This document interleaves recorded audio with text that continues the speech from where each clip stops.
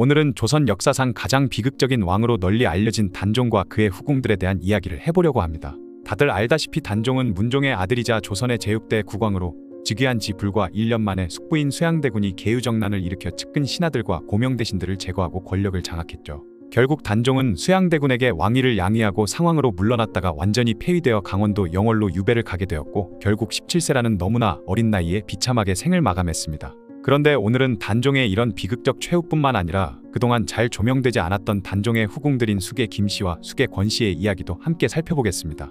그녀들의 삶 역시 단종만큼이나 비극적이었거든요. 1454년에 수양대군이 양녕대군, 효령대군, 그리고 좌의정 정인지, 우의정 한학 등과 함께 단종에게 왕비를 맞이할 것을 청했습니다. 당시 단종은 부왕인 문종의 국상 중이었기 때문에 아래는 뜻을 내가 모두 알고 있으나 따를 수는 없다 라며 처음에는 거절했는데요. 하지만 조정의 중론이 한결같았고 사실 왕비를 맞이해야 한다는 수양대군의 주장이 틀린 말도 아니었습니다.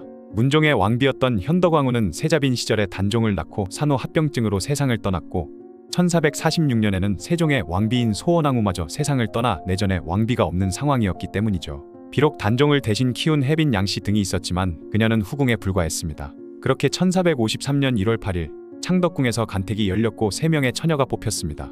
풍저창 부사 송현수의 딸, 예원군사 김사후의 딸, 그리고 사정 권한의 딸이었는데요.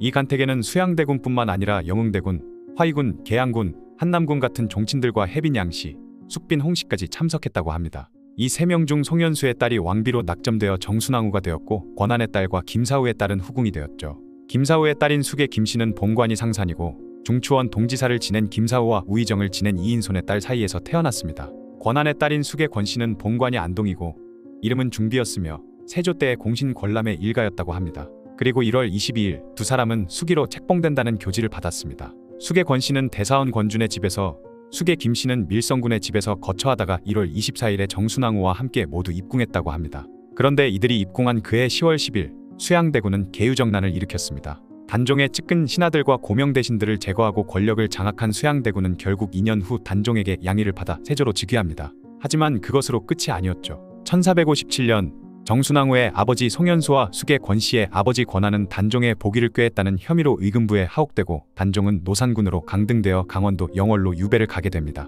결국 권한과 송현수는 7월 15일에 극형에 처해지게 되었고 모든 재산이 몰수됐으며 가족까지도 처벌되었죠. 그 후 단종은 영월에서 매우 비참한 최후를 맞게 됩니다. 세조실록에는 단종이 금성대군과 장인인 송현수가 처형당했다는 소식을 듣고 슬픔을 참지 못해 스스로 목숨을 끊었다고 기록되어 있지만 다른 기록들을 보면 그것이 사실이 아님을 알 수 있습니다. 선조실록에 따르면 선조와 여러 대신들이 경연을 했을 때 기대승이라는 인물이 단종 사망 당시 금부도사였던 왕방연이 단종에게 사약을 주었다고 말했죠. 그 근거로 사약을 주었다는 기록이 의금부에도 남아있고 단종이 죽는 장면을 현지인이 기록했으며 이것을 강원도 관찰사가 목격했다는 기록도 있다고 하네요. 또한 숙종실록에는 금부도사 왕방연이 사약을 들고 왔을 때 단종은 관복을 갖춰 입고 나와 그에게 왜 왔는지 물었는데 왕방연이 차마 사약을 들고 왔다는 말을 꺼내지 못하고 단종 앞에서 울기만 했다고 합니다. 이런 여러 실록들을 보면 세조실록의 기록대로 단종이 스스로 목숨을 끊었다는 것은 사실이 아닌 것 같습니다. 그렇게 단종은 17세라는 어린 나이에 비참하게 생을 마감했습니다. 단종이 사망한 후 그의 후궁들 역시 비참한 삶을 살게 됩니다.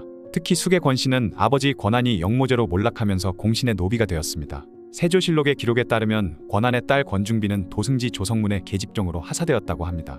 그녀는 1464년 세조 10년 4월 18일에야 노비에서 방면되었죠. 하지만 그녀의 불행은 거기서 끝나지 않았습니다. 세조 때 권신 권람이 권씨의 일족이었는데 권람은 권씨의 노비와 땅을 모조리 차지하고는 그녀에게 조금도 나눠주지 않았다는 기록이 있는데요. 이후 권씨는 충청도 보은, 진천 등지에서 지냈으며 보은에 있을 때는 생활이 매우 궁핍하여 스스로 아무것도 할 수 없을 정도였다고 합니다. 반면 수계 김씨는 권씨처럼 노비로 전락하지는 않았지만 사가로 패출되어 역시 어렵게 살았습니다. 그녀의 아버지 김사후는 단종의 장인 송현수나 권한과는 달리 세조 즉위 후에도 계속 관직을 역임했고 오히려 여러 대신이 김사후를 탄핵했으나 세조는 김사후가 공신이라 하여 탄핵을 윤허하지 않았다고 하는데요. 그래서 단종 사사 후에도 수계 김씨는 줄곧 서울에서 살았던 것으로 보입니다. 어쨌든 두 후궁 모두 단종과의 사이에서 자녀는 없었습니다. 그런데 아이러니하게 단종의 두 후궁은 아주 오랫동안 살았죠. 1519년 중종 14년에 충청도 관찰사가 진천에 사는 노산의 후궁 권씨를 해양하도록 청하자 정원이 듣건대 경성 안에도 노산 후궁 김씨가 있다고 합니다.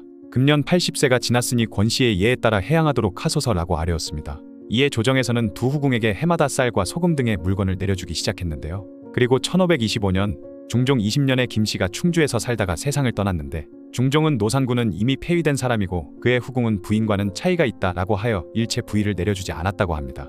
단종과 그의 후궁들의 비극적인 삶은 후대에 많은 이야기를 낳았고, 숙종 때에 이르러서야 단종과 단종의 부인인 정순왕후 송씨는 복이 될 수 있었습니다. 그리고 노산군 일기도 단종실록으로 승격되었죠. 하지만 단종실록은 겉만 실록으로 적혀 있을 뿐 내부 기록은 여전히 노산군 일기라고 합니다. 이렇게 단종과 그의 후궁들의 삶은 권력 투쟁 속에서 비극적으로 희생된 조선 역사의 한 단면을 보여줍니다. 두 여인 모두 어떻게 보면 오히려 후궁의 삶을 살지 않고 궁 밖에서의 삶을 살았기 때문에 조선시대에 80세가 넘도록 장수를 할 수 있었던 것이 아닐까 하는 생각도 드네요. 지금까지 잘 알려지지 않았던 단종의 후궁들에 대한 이야기였습니다.